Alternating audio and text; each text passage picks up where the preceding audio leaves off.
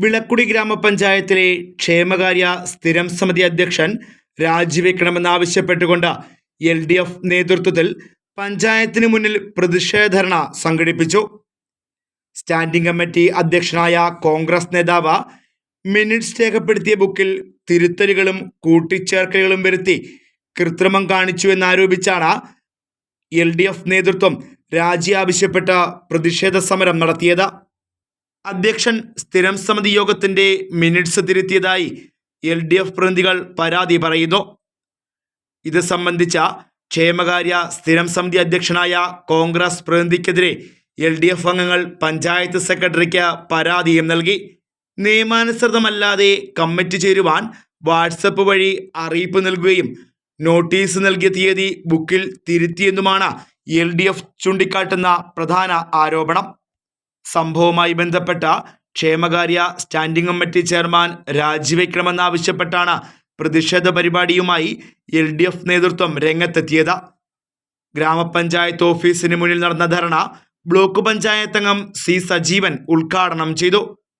കൈയിരിക്കത്തേയുള്ളൂ.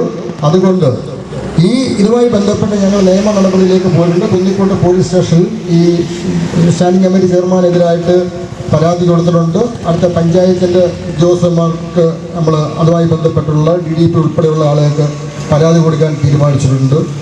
ഇനിയെങ്കിലും UDF ആളുകൾ ഇവിടെ വന്ന് ഞങ്ങളുടെ തോളെ കയറാൻ നിൽക്കാതെ പഞ്ചായത്ത് വരുന്ന ആളുകളെ സഹായിക്കുന്ന തലത്തിലേക്ക് നോക്കാൻ പറ. ഞങ്ങളിപ്പം നിങ്ങൾ 3 വർഷക്കാലം ഇവിടെ ഭരിച്ചുകൊണ്ടിരുന്നപ്പം ഞങ്ങളാരും വന്ന് ഇവിടെ ഒരു സമരം ചെയ്യാൻ വന്നിട്ടില്ല.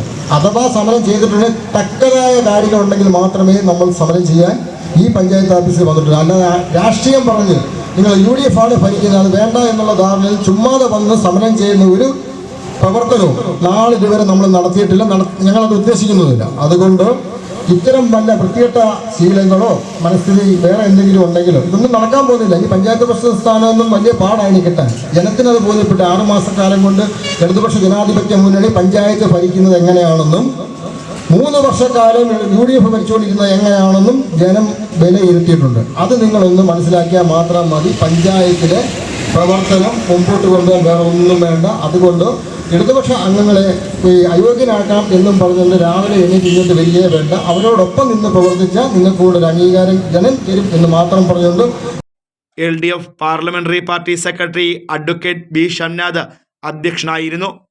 സുനി സുരേഷ് സ്വാഗതം ആശംസിച്ചു.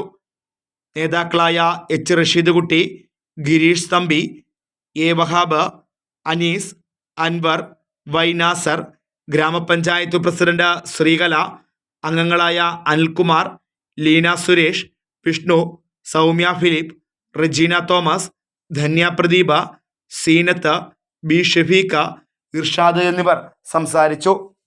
Fox TV news bureau, Punalur.